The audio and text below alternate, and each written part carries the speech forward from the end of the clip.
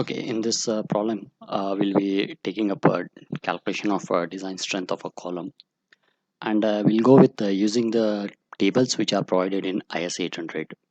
So, previous problem, what we have done is we have determined the design compressive strength of a column by using the equations mentioned in section 7 and clause 7.1 of IS 800 2007. The same equations are also provided in the form of tables, wherein we can use those tables for finding the design compressive strength. So we'll see how we can use those tables in this case. This is the problem what we have here. Calculate the compressive resistance of a compound column consisting of ISHB 300 with one cover plate of 350 by 20 mm on each flange and having a length of 5 meters. Assume that the bottom of the column is hinged and the top is rotation fixed and translation free, and Fy is equal to 250 MPa. So this is what the compound section of the column is. This is a cross section of that column.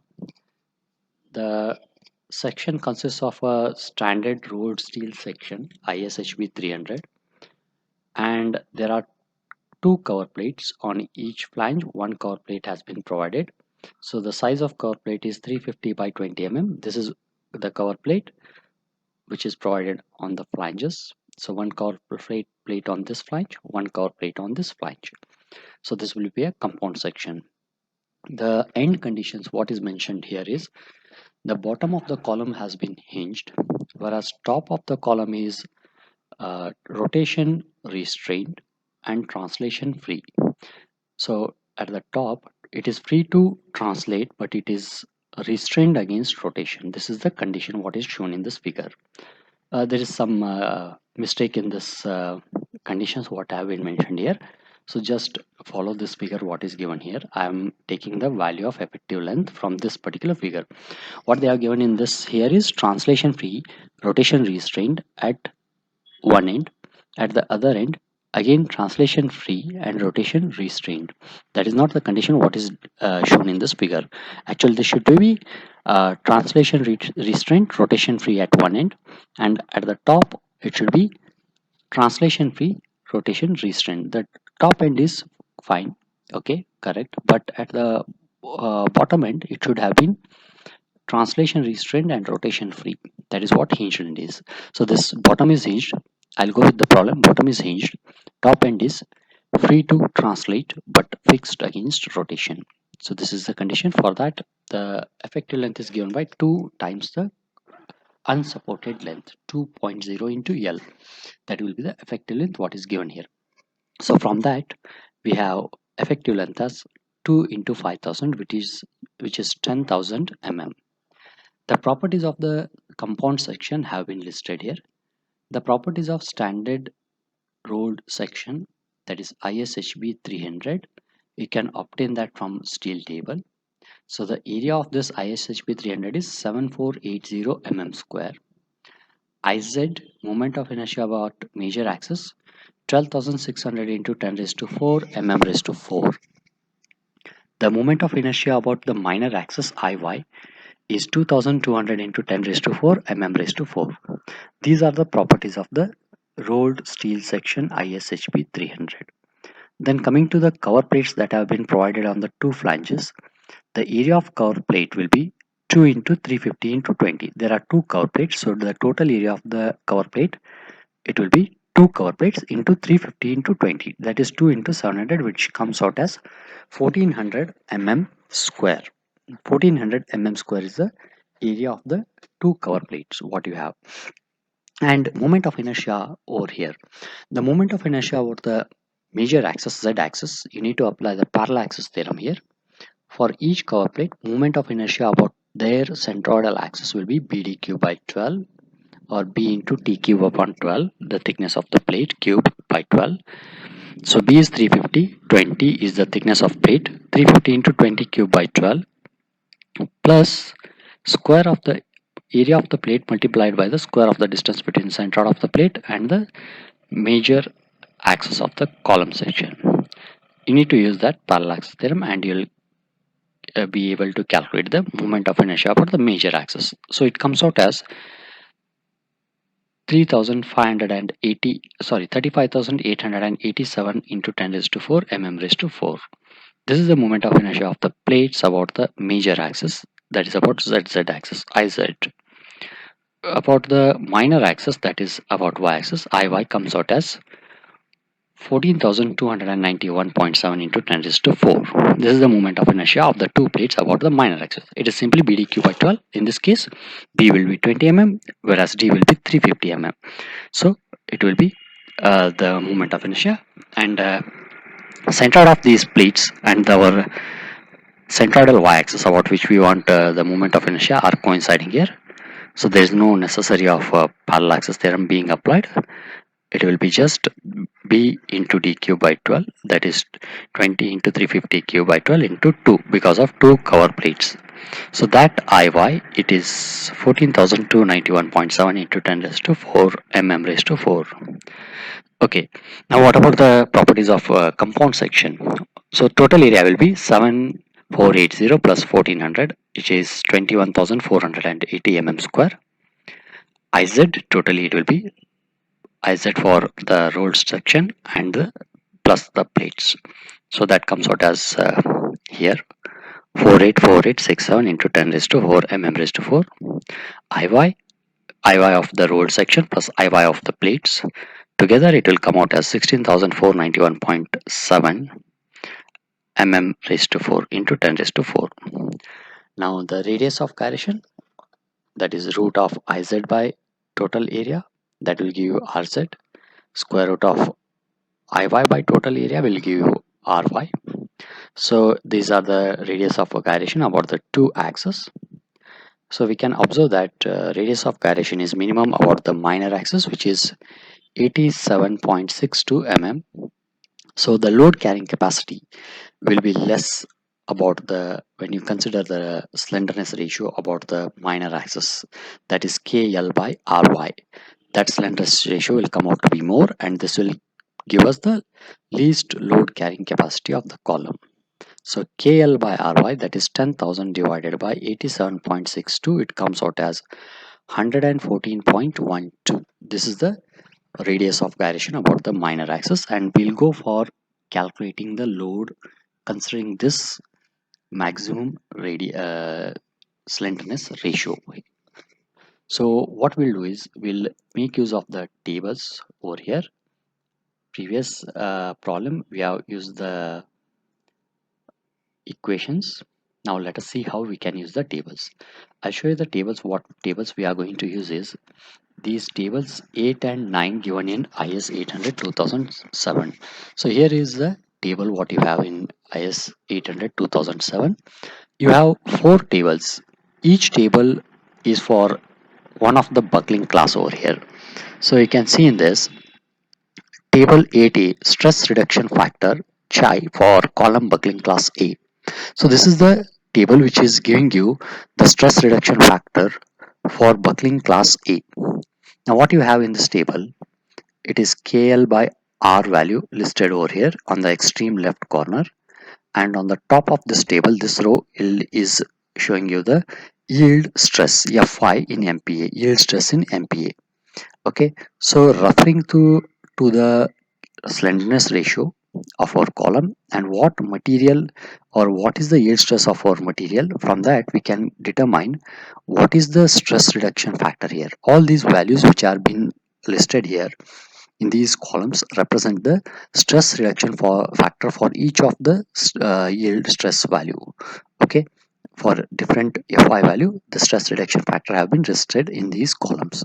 So this is for buckling class A. Same, you have a table for buckling class B also. Table 8B, it is a stress reduction factor for buckling class B, column buckling class B. So here also you'll find that on extreme left you have the KL by R slenderness ratio values, and on the top you have the yield stress mentioned here, and rest other these values within this table are giving you the stress reduction factor chi. Okay, so like that you have table number 8C, table 8D. So 4 class of buckling A, B, C, D. For all these 4 class of buckling we have 4 different tables which are giving us stress reduction factor. In addition to this table number 8, we also have table 9. a series of table, that is four tables: table number 9a, table number 9b, table number 9c, and table number 9d. So a, b, c, again they are for buckling class, column buckling class. This table, that is these table number 9, they will give you the design compressive stress FCD. So they will be giving you design compressive stress FCD in terms of Newton per mm square or in terms of MPa over here. So earlier table we had the stress reduction factor in table number 8, whereas table number 9 we can obtain the FCD directly. So here also same, what we have is on the extreme left column the KL by R value have been listed, and on the top of this table, this first row, it is giving you the yield stress, or it is representing the yield stress for the material. So knowing this KL by R, slenderness ratio for our column, and what is the yield stress in our case, we can determine what is FCD. So you have four different tables like this. This is table number 9B. So for buckling class B, 9C for buckling class C, 9D for buckling class D. So you can see up to 43, page 43. Okay, so it will give you these tables from which we can calculate the design compressive strength of a column. So either table 8 or table 9, any of these tables can be used for determining that. It is from 36 to 43. What you will find is these tables in IS 800 2007. Okay, now coming to our problem here. So we have already calculated the properties of the compound section. The slenderness ratio is there with us. Least radius of gyration is 87.62. So slenderness ratio, considering this least radius of gyration, it is coming out to be 114.12. Okay, now let us go with both the tables, that is table 8 as well as table 9. Now if I take up the table 8 first, that is calculation of stress reduction factor using table 8, what I need to know is which table I need to use in that table 8. We have four tables, table 8a, 8b, 8c, and 8d. So they are representing the buckling class for the particular column. Now in our case, it is a built up column. What I have is a built up column. It is built up. It is not simply a rolled section like this. Instead, it has been provided with additional members like cover plates on the flanges. So such section, we call it as a built up section. Sometimes you need to add some members to the standard roll sections to increase its properties. Okay, like moment of inertia, radius of gyration, like that, or the area what is required. So if you want to increase that, we need to add some members like these cover plates, flange cover plates, what have been provided here. Such sections we call them as built up section. Looking is at this table 10 in IS 800, which will be telling you about the buckling class. You observe that these built-up section fall under buckling class C. About any axis you consider, the buckling class will come out to be C over here. So buckling class is C. Okay, I no longer require this table 7 from this, because what I'll be using is the table 8 and 9, wherein I'll get directly the stress reduction factor or the design compressive stress in the column. So we'll be going with those. So we'll be going with these two tables, 8C and 9C. Why 8C and 9C is because my buckling class is C. What I told here, the buckling class to which this compound section or built up section belongs is, it is the buckling class C. So that's why I've chosen table 8C and 9C. So table 8C gives me the stress reduction factor, or the table 9C gives me the FCD value directly here. Now, what is the slenderness ratio? It is 114.12. So yield stress is 250. Its yield stress has been given in the problem as 250 MPa or 250 Newton per mm square. So what I'll do is I'll stick to this column of 250 MPa, and stress reduction factor 114.12. I have values mentioned for 110 and 120. For 110, the stress reduction factor is 0.416. 120, the stress reduction factor is 0.368. So as the slenderness ratio increases, stress reduction factor, it is reducing. So that will bring down the FCD value. With increasing slenderness ratio, load carrying capacity will come down. So you have to interpolate for the value of 114.12, taking the value of 110 and 120. 110 it is 0.416, 120 it is 0.368. So if you interpolate between these two, the value of stress reduction factor for 114.12, the value for this particular slenderness ratio, the value of stress reduction factor comes out as 0.348. So to get FCD, I'll multiply this 0.348 into Fi by gamma m naught. So 0.348 into 250 upon 1.15. So this will give me the FCD value of 75.65 Newton per mm square. So this is the FCD what I obtained from table 8C, using table 8C. In table 8C, I'll be able to get the stress reduction factor.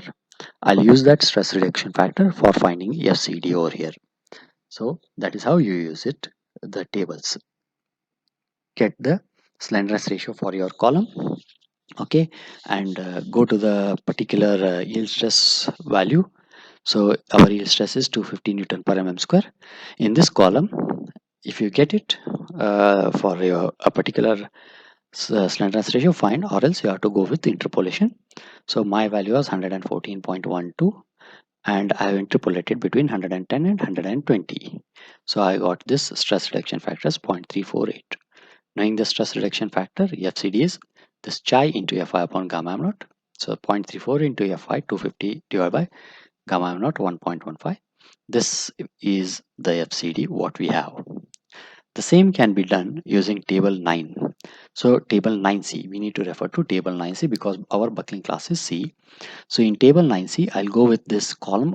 This is the slenderness ratio, what is listed over here in the first column or in the extreme left column. Now 250 is my yield stress value. So I'll take two values corresponding to the slenderness ratio of 110 and 120. In this case, it is 94.6 and 83.7.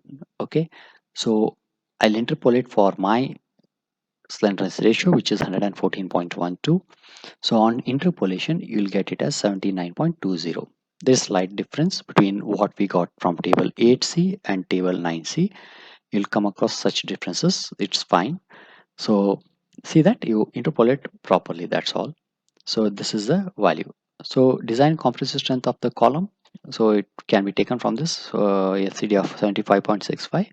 It comes out as the area, effective area. What is the effective area? It is for the entire compound section 21,480 multiplied by 75.65, which is our FCD. So it comes out as 1625 into 10 raised to 3, or it will be 1625 kilonewtons. So that will be the uh, procedure for using this table, either table 8 or table 9. So you can use this table or you can even use the equations what have been listed over there. If you want to use the table, you need to know what is the slenderness ratio and go with the yield stress what is given for your material and find out either the stress reduction factor by interpolation or the FCD by interpolation referring to appropriate table. Okay.